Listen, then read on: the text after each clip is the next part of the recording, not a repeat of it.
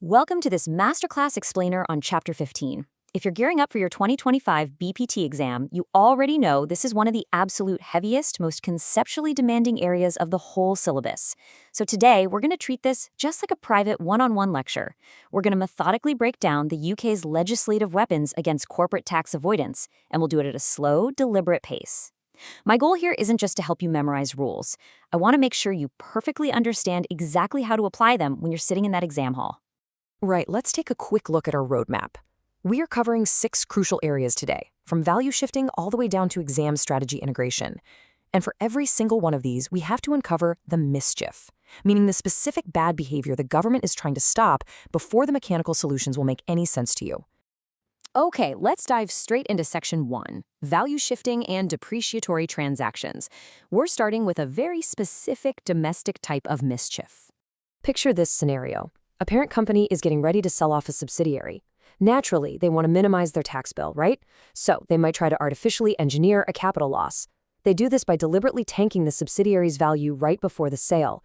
Maybe they just casually write off an intercompany loan, or they transfer a highly valuable asset out of the sub for pennies on the dollar. Well, HMRC sees right through that. When this happens, they step in and restrict the allowable loss on those shares to completely reverse that artificial inflation. It's a strict, no-nonsense anti-manipulation tool. But listen closely, because here is your golden rule for the exam. Before you even touch your calculator to work out a depreciatory transaction adjustment, you have got to check for the Substantial Shareholding Exemption, or SSE. Why? Because if SSE applies, both gains and losses on the disposal of those shares are entirely tax-exempt anyway. And if the loss is already exempt, this whole depreciatory transaction rule is completely irrelevant. Checking for SSE first will literally save you so much precious time. Moving right along to Section 2, Controlled Foreign Companies, or CFCs. This is where our tax rules go truly global. The mischief here is classic. A UK multinational trying to divert its profits into a subsidiary tucked away in some low-tax country.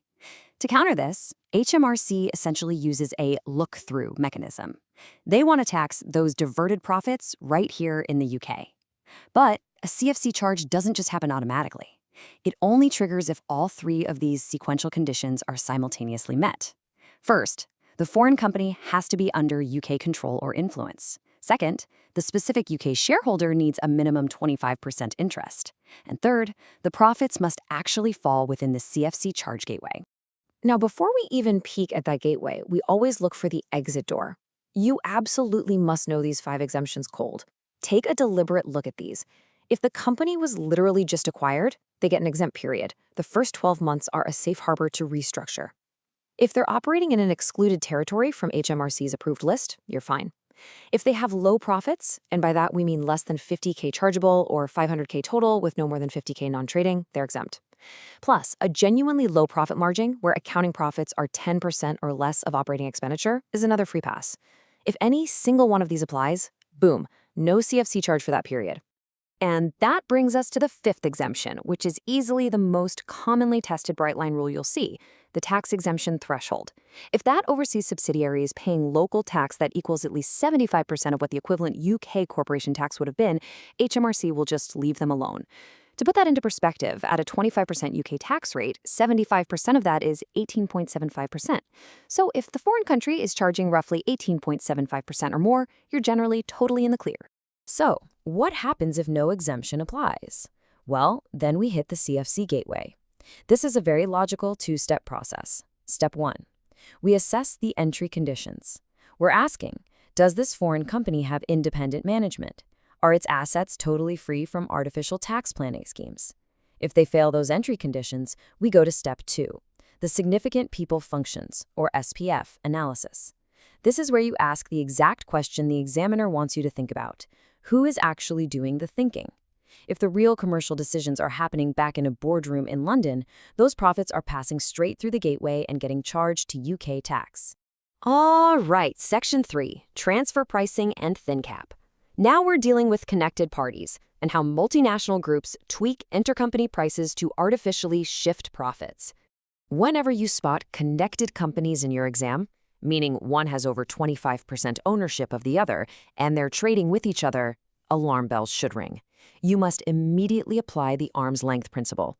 This simply requires that all transactions must be priced exactly as independent, unrelated parties would have agreed to in the open market. It doesn't matter if we're talking about physical goods, management services, or IP royalties.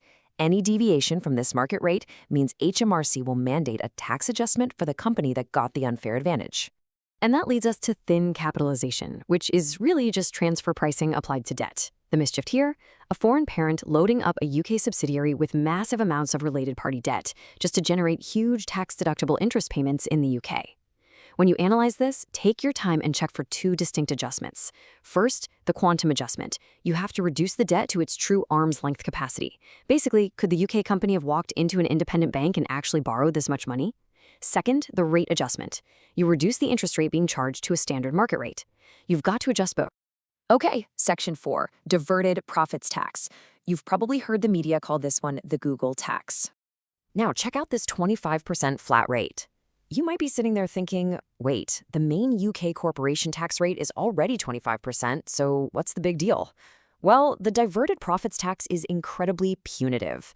It is intentionally designed with absolutely zero marginal relief, no small profits rate, and a brutal pay-first, argue-later collection mechanism. It is a harsh legislative weapon, designed purely to make companies drop their complicated artificial avoidance structures and just pay normal corporation tax instead. So, how does it trigger? For DPT Situation 1, all four of these specific conditions have to be met. 1. A non-UK company is carrying on a trade. 2. A UK person is acting as an avoided PE, or permanent establishment for UK customers. 3. The whole thing is arranged specifically so that this avoided PE doesn't officially conclude contracts on UK soil. And 4. There's an effective tax mismatch or avoidance condition met. If this exact structure is in play, HMRC will just artificially construct a notional UK permanent establishment and tax the profits that should have belonged here anyway. Let's move to Section 5, hybrid mismatches and the corporate interest restriction. These rules are highly mechanical, but once you see the logic, they're actually quite elegant. Hybrid mismatches are basically international tax arbitrage. They exploit the fact that two different countries might look at the exact same financial instrument and classify it completely differently. One says it's debt, the other says it's equity. This creates double non-taxation. Look at the two types here. First, a double deduction. If a company somehow manages to deduct the exact same expense in two different countries, the UK fix is incredibly simple. They just deny the deduction in the parent company. Second, deduction non-inclusion. If the payer deducts the expense, but the recipient gets to treat it as tax-free income, the UK denies the deduction in the paying company. The underlying rule, one economic cost equals one tax deduction, period. Then we have the corporate interest restriction, or CIR. Now, don't worry about this for small businesses. This only kicks in for large corporate groups. If your worldwide group's aggregate net tax interest expense in the UK breaches this massive £2 million threshold, then the CIR rules activate. And their whole job is to cap exactly how much of that interest you can actually deduct against your UK tax bill. When you have to calculate that cap, you've actually got a choice. In your exam, you'll always want to start with the default fixed ratio method, which limits deductions to the lower of 30% of UK tax EBITDA or the ANGI cap. But here is a pro tip. If the scenario shows you that the worldwide group is highly leveraged with a ton of external third-party borrowing, you should absolutely advise your client to formally elect the group ratio method. It takes the lower of the group ratio percentage multiplied by EBITDA or the worldwide qualifying interest. For highly leveraged groups, it almost always yields a much higher interest allowance because it reflects their true economic reality. And finally, Section 6, Exam Strategy Integration. This is the most crucial part of our masterclass today. We need to take all these moving parts and build a strategy that scores marks under pressure. To max out your marks, you need to follow this strict, logical sequence. First, identify the specific avoidance mischief before you even pick up your pen. Next, always check for SSE before you do any depreciatory math. Process your CFC conditions and exemptions in strict chronological order, step by step. Make sure you explicitly state the arm's length principle before you do a transfer pricing calculation. Don't just assume the examiner knows you know it. And absolutely critical, remember the hierarchy. CIR always applies after transfer pricing, thin cap, and hybrid adjustments. You do your pricing and hybrid corrections first to get the right numbers, and then you apply the corporate interest restriction cap at the very end. So I'll leave you with this one overarching question to ask yourself. When you open that exam paper, pause, read the scenario, and ask, which specific tax avoidance mischief am I trying to stop here? If they're manipulating share values, it's depreciatory transactions. If they're funneling profits to a sunny island, it's CFC. If they're tweaking loan rates, it's thin cap.